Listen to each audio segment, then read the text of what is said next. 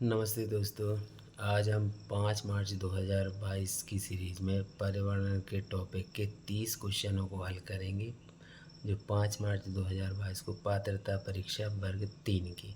तो पहला क्वेश्चन देखते हैं। ईवीएस के व्यापक विषयों के अंतर्गत नहीं आता। ए परिवार और रिश्तेदार, बी पौधे, सी आश्रय और डी चीज़ें जो हम बनाते हैं और करते हैं। इसका सही आंसर है बी पौधे। दूसरा क्वेश्चन है, पर्यावरण अध्ययन को परिभाषित किया गया है। ए एक बहुविषयक शैक्षणिक क्षेत्र जो पर्यावरण के साथ मनुष्य के संबंध का व्यवस्थित रूप से अध्ययन करता है। बी है नए पर्यावरण घटना का अध्ययन और खोज। सी सामाजिक, जैविक और भौतिक विज्ञान का अध्ययन और डी सम्मिलित रूप से विज्ञान और सामाजिक विज्ञान। इसका आंसर है ए एक बहुविषयक शैक्षणिक क्षेत्र जो पर्यावरण के साथ मनुष्य के संबंध का व्यवस्थित रूप से अध्ययन करता है। ये इसका आंसर है। तीसरा क्वेश्चन आया था, एक गैर जलवायु कारक है। ए दबाव, बी आर्द्रता, सी नमी, डी भूमि अवक्रमण। इसका सही आंसर है डी भूमि अवक्रमण। चौथा क्वेश्चन है, पारिस्थितिक तंत्र पर मानवीय गतिविधियों के प्रभाव के बारे में निम्नलिखित में से कौन सी गतिविधि सही है? सही है बताना है दोस्तों, इसमें सही है। ए भूजल का ह्रास, बी मिट्टी की उर्वरता बढ़ाना, सी वन क्षेत्र में वृद्धि करना और डी प्रदूषण कम करना। तो पारिस्थितिक तंत्र पर मानवीय गतिविधियों के प्रभाव के बारे में निम्नलिखित में से कौन सी गतिविधि सही है? जी सही है, प्रदूषण कम करना, डी आंसर। पांचवा क्वेश्चन है, निम्नलिखित में से किस अनुसार वायुमंडल में 79% नाइट्रोजन और 21% ऑक्सीजन है? ए आयतन, बी भार, सी घनत्व, डी वेग। इसका सही आंसर है ए आयतन। फिर है निम्नलिखित छठवां क्वेश्चन, निम्नलिखित में से क्या जंगल का कार्य नहीं है? बहुत सरल क्वेश्चन है दोस्तों। ए सतह से वर्षा जल के प्रभाव को कम करना, बी मिट्टी के कटाव को रोकना, सी स्थानीय तापमान को नियंत्रित करना, डी ध्वनि प्रदूषण कम करना। दोस्तों जंगल का कार्य ध्वनि प्रदूषण कम करना होता है। हमेशा पेड़ पौधे जो क्या करते हैं, ध्वनि प्रदूषण को कम करते हैं। 7वें नंबर का क्वेश्चन है, कौन सा एक गैसीय जैव भू रासायनिक चक्र नहीं है?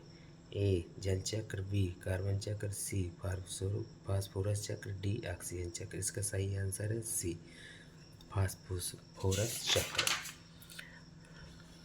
8 नंबर का क्वेश्चन है, चंगफा पहाड़ों पर रहने वाली एक जनजाति शंकु के आकार के तंबू में रहती है, जिसे याक के बालों से बुना जाता है और एक साथ सिला जाता है और 9 डंडों से बांधा जाता है। फिर करीब 2 फीट गहरी जमीन खोदकर टेंट लगाया जाता है। उनके तंबू को क्या कहते हैं? तंबू को। यहाँ शंकु के आकार का, तो शंकु दोस्तों ऐसा बनता है, ऐसा मतलब एक उल्टी टोपी टाइप की। तो इसका क्या है? ए रेवो, बी चांगथंग, सी तासी, डी जुली। इसका सही आंसर है ए रेवो। 9 चांगपा अपनी भेड़ बकरी को अपने डेरे के पास रखते हैं। वह स्थान कहलाता है, मतलब वह स्थान क्या कहलाता है जहाँ पर चांगपा जो जनजाति है वह अपनी भेड़ बकरियों को रखती है, उस स्थान को क्या कहते हैं? नंबर ए छप्पर, बी घाटी, सी लेक, डी सेका। तो इसे लेक कहते हैं दोस्तों। 10 नंबर का क्वेश्चन, श्रीनगर में कई परिवार एक नाव में रहते हैं जो अंदर से अलग अलग कमरों वाले घरों की तरह हैं, जो मुख्य रूप से डल झील और झेलम नदी में देखा जाता है। इसका ए बोट हाउस, बी घाटी, सी खातबंद, डी तालाब घरी। इसका सही आंसर क्या है? बी घाटी। 11 नंबर का क्वेश्चन है, कोई भी स्थान जिसके लिए ऐतिहासिक और स्थापत्य या सांस्कृतिक के संरक्षण को आवश्यकता होती है वह क्या कहलाता है? ए विरासत परिवार, बी धनुषाकार, सी कोरवेल्ड, डी इच्छुक विरासत। तो इसका सही आंसर ए है विरासत परिवार। 12 नंबर का क्वेश्चन है, विरासत के प्रति जागरूकता के संबंध में INTACH का पूर्ण रूप है। ए कला और सांस्कृतिक विरासत के लिए भारतीय राष्ट्रीय न्यास, बी कला और सहकारी विरासत के लिए भारतीय राष्ट्रीय न्यास, सी स्थापत्य और सुलेख विरासत के लिए भारतीय राष्ट्रीय न्यास और डी पुरातात्विक संचयी विरासत के लिए भारतीय राष्ट्रीय न्यास। इसका सही आंसर है दोस्तों ए कला और सांस्कृतिक विरासत के लिए भारतीय राष्ट्रीय न्यास। 13 नंबर का क्वेश्चन है, भारत सरकार ने ग्रामीण लोगों के जीवन की गुणवत्ता में सुधार लाने और महिलाओं को गोपनीयता और सम्मान प्रदान करने के उद्देश्य से कौन सा कार्यक्रम और कब शुरू किया था? ए 1986 में केंद्रीय ग्रामीण स्वच्छता कार्यक्रम CRSP, या बी 1987 में राष्ट्रीय महिला स्वास्थ्य और स्वच्छता NWHS, सी 1990 में संपूर्ण स्वच्छता अभियान कार्यक्रम TSCP, या डी 1988 में राष्ट्रीय ग्रामीण विकास और स्वच्छता कार्यक्रम NRDSP। तो सही आंसर है ए दोस्तों CRSP। 14 नंबर का क्वेश्चन है, भारत के प्रधानमंत्री ने स्वच्छ भारत मिशन कब शुरू किया था? ए 1 जनवरी 2014, बी 2 अक्टूबर 2014, सी 24 नवंबर 2014, डी 15 अप्रैल 2014। तो दोस्तों इसका सही आंसर है बी 2 अक्टूबर 2014। 15 नंबर का क्वेश्चन है, भारत सरकार द्वारा INSCOPAR की स्थापना कब हुई थी?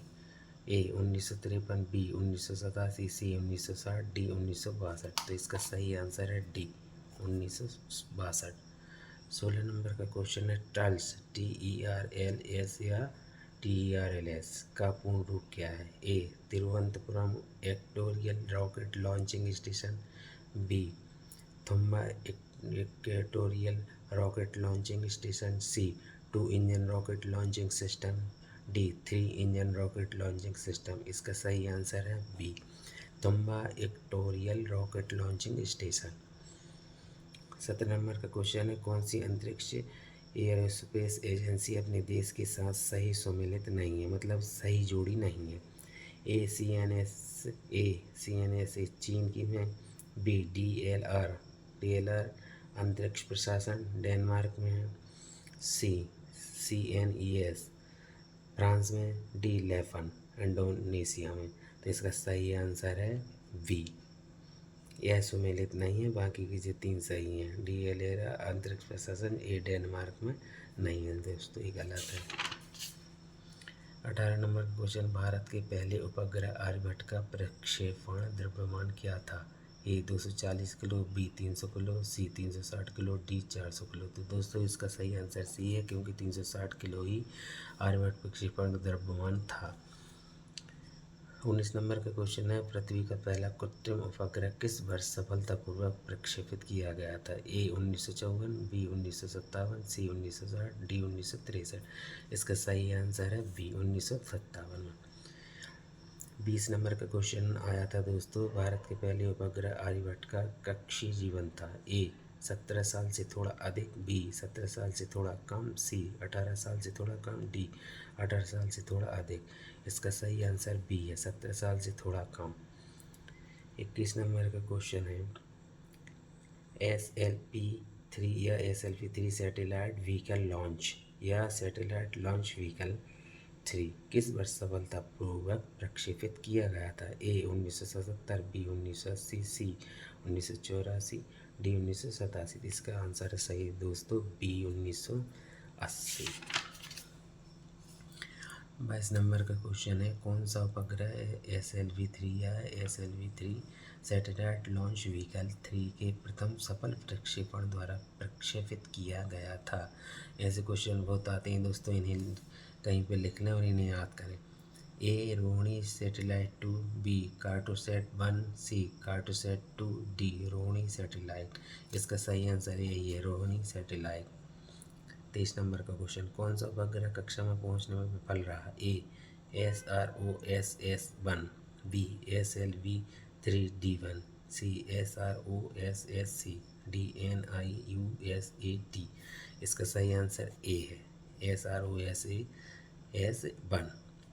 24 नंबर का क्वेश्चन है, इसरो के निम्नलिखित उपग्रहों पर विचार करें। एक रोहिणी उपग्रह RSD-2 2 रोहिणी उपग्रह RS-1, 3 रोहिणी प्रौद्योगिकी पेलोड रोहिणी टेक्नोलॉजी पेलोड, इनमें से कौन सा मिशन सफल रहा?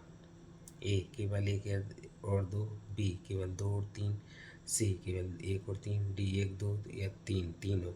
इसका सही आंसर 1 और 2, मतलब 1 और 2 ये दोनों सही हैं। 25 नंबर का क्वेश्चन है, इसरो के निम्नलिखित अंतरिक्ष यान पर विचार करें। ए चंद्रयान-1, 2 मार्स ऑर्बिटर स्पेसक्राफ्ट। उपरोक्त में से किसे PSLV polar satellite launch vehicle या ध्रुवीय उपग्रह प्रमोशक रॉकेट का उपयोग करके लॉन्च किया गया था? ए केवल 1, बी केवल 2, सी 1 और 2, डी ना तो 1 और ना ही 2। इसका सही आंसर है सी, 1 और 2 दोनों सही है। 26 नंबर का क्वेश्चन है, निम्नलिखित में से कौन new space India limited NSLIL का कार्य है? 1 उपग्रह बनाना, 2 ग्राहकों से संबंधित उपग्रहों के लिए लॉन्चिंग सेवाएं प्रदान करना, 3 भारतीय उद्योगों के माध्यम से उपग्रह निर्माण को सुगम बनाना। सही कोड चुनें। ए केवल 1, बी केवल 2, सी केवल 3 या डी 1 2 3 तीनों। इसका सही आंसर है दोस्तों, ये तीनों सही हैं। 27 नंबर का क्वेश्चन है, छोटे समूह में परिचर्चा के दौरान शिक्षक को क्या सुनिश्चित करना चाहिए? 1 हर चर्चा लक्ष्योन्मुखी होनी चाहिए, 2 चर्चा पर सक्रिय रूप से भाग लेने के लिए बच्चों के पास विषय के बारे में पर्याप्त जानकारी है, और सी मतलब 3 किसी भी दृष्टिकोण या मत का अनादर या उपहास नहीं होना चाहिए।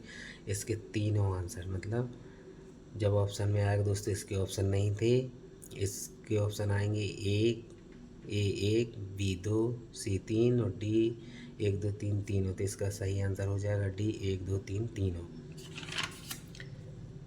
28 नंबर का क्वेश्चन है, कई छात्र छोटे परिचर्या का आनंद लेते हैं क्योंकि 1 यह सहकर्मी आधारित संचार है, 2 इसमें अंतःक्रियाएं होती हैं, सी 3 मतलब यह शिक्षार्थियों की सक्रिय भागीदारी को प्रोत्साहित करता है। इसी प्रकार से सर दोस्तों इसके भी ऑप्शन आएंगे और इसमें भी यह तीनों सही आंसर हो जाएंगे, मतलब किसी भी ऑप्शन में 1 2 3 तीनों आएगा वही आंसर सही हो जाएगा। 29 नंबर का क्वेश्चन है, कौशल जो छात्र छोटी परिचर्या के माध्यम से विकसित करते हैं। नंबर 1 विश्लेषणात्मक, 2 संचार। ऐसे ऑप्शन आएंगे दोस्तों, इसके ऑप्शन नहीं थे, ऐसे ऑप्शन आएंगे A1 B2 C1 और 2 D1 व 2 दोनों नहीं, 1 और 2 दोनों या 1 और 2 दोनों नहीं। तो इसका आंसर है B 2, सिर्फ 2। पर्यावरण में जो 30 क्वेश्चन है सर, ये दोस्तों ये लास्ट क्वेश्चन है 30वें नंबर का, इसे बहुत ध्यान से देख लें। EVS शिक्षण अधिगम की अवलोकन पद्धति का लाभ नहीं है। ए छात्रों को संतुष्ट करता है, बी लेखन कौशल विकसित करता है, सी छात्रों की जिज्ञासा विकसित करता है, डी बच्चों को उनकी पर्यावरण का पता लगाने के लिए प्रोत्साहित करता है। तो इसका आंसर है बी, लेखन कौशल विकसित करता है। तो दोस्तों वीडियो अच्छी लगी हो तो सब्सक्राइब करें, कमेंट करें और लाइक करें, अपने दोस्तों को शेयर करें जिससे उनकी भी मदद हो सके। Thank you.